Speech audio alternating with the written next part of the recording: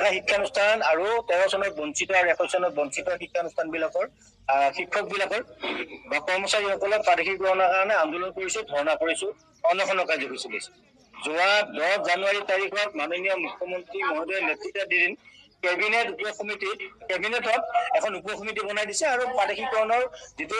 সমস্যাৰ সমাধানৰ তেখেতে এটা গুৰুত্ব প্ৰদান কৰিছে। আমি এই কাৰণে মাননীয় মুখ্যমন্ত্ৰী মহোদয় আৰু মাননীয় শিক্ষামন্ত্ৰী মহোদয়ৰ লগতে কেবিনেটৰ যিখন জাব কমিটি উপসমিতি আমি ধন্যবাদ জনাইছো। সমান্তৰালভাৱে নটিফিকেশ্যনত উল্লেখ থকা ধৰণে তেওঁলোকে আমাৰ লগত আলোচনা কৰি আমাৰ লগত মত বিনিময় কৰি তেওঁলোকে এখন প্ৰতিবেদন প্ৰস্তুত কৰিব লাগে আৰু 15 ফেব্ৰুৱাৰীৰ ভিতৰত তেওঁলোকে প্ৰতিবেদন প্ৰস্তুত কৰি মাননীয় মুখ্যমন্ত্ৰী মহোদয়ক দিব লাগে। কিন্তু আমি লক্ষ্য কৰিছো আৰু ইতিমধ্যে যোগাযোগো কৰিছো যে যিখন কেবিনেট উপসমিতি মাননীয় শিক্ষামন্ত্ৰী মহোদয় আৰু জয়ন্ত মল্ল বৰুৱাদেৱ আৰু কেশৱ মহন্ত ডাঙৰীয়াদেৱ এওঁলোকে মানে আমাৰ সদৌ অসম অপাধিকৃত শিক্ষক কৰ্মচাৰী সংস্থাৰ লগত কোনো আলোচনা বা কোনো মত বিনিময় নকৰাকৈ তেওঁলোকে নিজাববীয়াকে এখন প্ৰতিবেদন প্ৰস্তুত কৰাৰ প্ৰস্তুতি তেওঁলোকে চলাই আছে। আমি এই কথাটোৰ বিৰোধিতা কৰিছো। যিহেতু নটিফিকেশ্যনত লিখা আছে আৰু আমি দীৰ্ঘদিন ধৰি আমি আন্দোলন কৰি আছো, প্ৰতিবাদ কৰি আছো আমাৰ সমস্যাখিনি উপস্থাপন কৰিবৰ কাৰণে এই কমিটিখনৰ লগত এখন কম্বাইন চিটিং এটাৰ কাৰণে ইতিমধ্যে আমি শিক্ষামন্ত্ৰী মহোদয়ক আমি আবেদনো জনাইছো যোৱা 24 জানুৱাৰী তাৰিখত। কিন্তু আমাৰ আবেদনখনক অগ্ৰাহ্য কৰি তেওঁলোকে আমাক অন্ধকাৰত ৰাখি আমাৰ সমস্যাখিনি এই কেবিনেট উপসমিতিত উপস্থাপন কৰিবৰ কাৰণে আমাক সুবিধা নিদি তেওঁলোকে নিজাববীয়াকে যি প্ৰতিবেদন প্ৰস্তুত কৰি আছে ইয়াৰ বিৰোধিতা কৰিছো। আৰু আগন্তুক 12 ফেব্ৰুৱাৰী তাৰিখৰ ভিতৰত যদি আমাক মাতি আমাৰ লগত যদি বা আমাৰ সমস্যাখিনি উপস্থাপন কৰাৰ কাৰণে আমাক যদি সুবিধাকণ নিদিয়ে তেতিয়াহ'লে আমি 14 ফেব্ৰুৱাৰী তাৰিখত আমি দিছপুৰ চলো কাৰ্যসূচী ল'ম। সমান্তৰালভাৱে আগন্তুক 24 ফেব্ৰুৱাৰীত মাননীয় যি মোদী মহোদয় ডাঙৰীয়া তেখেত অসমলৈ আহিব। এই অসম ভ্ৰমণৰ সময়ত আমি সদৌ অসম অপাধিকৃত শিক্ষক কৰ্মচাৰী সংস্থাই সকলো শিক্ষকৰ উপস্থিতিৰে আমি বিক্ষোভ প্ৰদৰ্শন কৰিম।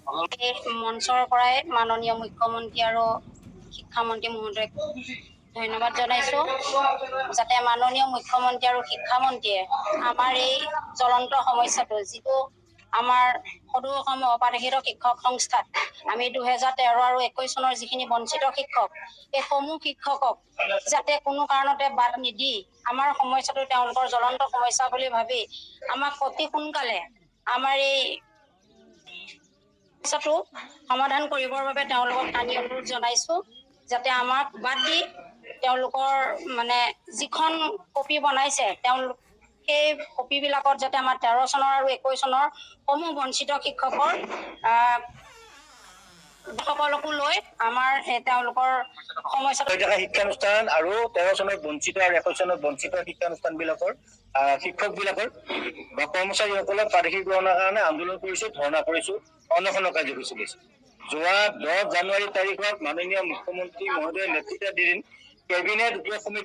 কেবিনেটত এখন উপসমিতি বনাই দিছে আৰু প্ৰাদেশিকৰণৰ যিটো সমস্যাৰ সমাধানৰ তেখেতে এটা গুৰুত্ব প্ৰদান কৰিছে। আমি এই কাৰণে মাননীয় মুখ্যমন্ত্ৰী মহোদয় আৰু মাননীয় শিক্ষামন্ত্ৰী মহোদয়ৰ লগতে কেবিনেটৰ যিখন জাব কমিটি উপসমিতি আমি ধন্যবাদ জনাইছো। সমান্তৰালভাৱে নটিফিকেশ্যনত উল্লেখ থকা ধৰণে তেওঁলোকে আমাৰ লগত আলোচনা কৰি আমাৰ লগত মত বিনিময় কৰি তেওঁলোকে এখন প্ৰতিবেদন প্ৰস্তুত কৰিব লাগে আৰু 15 ফেব্ৰুৱাৰীৰ ভিতৰত তেওঁলোকে প্ৰতিবেদন প্ৰস্তুত কৰি মাননীয় মুখ্যমন্ত্ৰী মহোদয়ক দিব লাগে। কিন্তু আমি লক্ষ্য কৰিছো আৰু ইতিমধ্যে যোগাযোগো কৰিছো যে যিখন কেবিনেট উপসমিতি মাননীয় শিক্ষামন্ত্ৰী মহোদয় আৰু জয়ন্ত মল্ল বৰুৱাদেৱ আৰু কেশৱ মহন্ত ডাঙৰীয়াদেৱ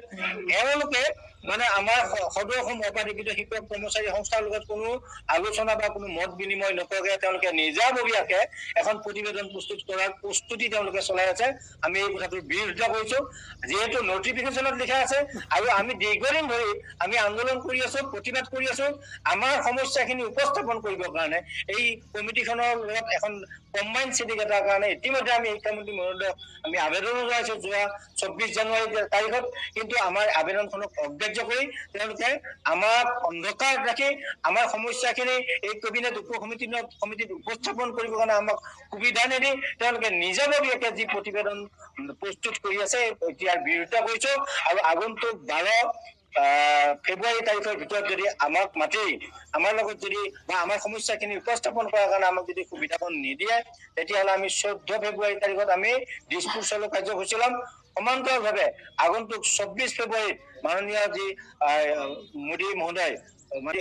ডাঙৰীয়া তেখেত অসমলৈ আহিব। এই অসম ভ্ৰমণৰ সময়ত আমি সদৌ অসম অপাধিকৃত শিক্ষক সমাজসেৱী সংস্থাই সকলো শিক্ষকৰ উপস্থিতিৰে আমি বিক্ষোভ প্ৰদৰ্শন কৰিম। এই মঞ্চৰ পৰাই মাননীয় মুখ্যমন্ত্ৰী আৰু শিক্ষামন্ত্ৰী মহোদয়ক ধন্যবাদ জনাইছো,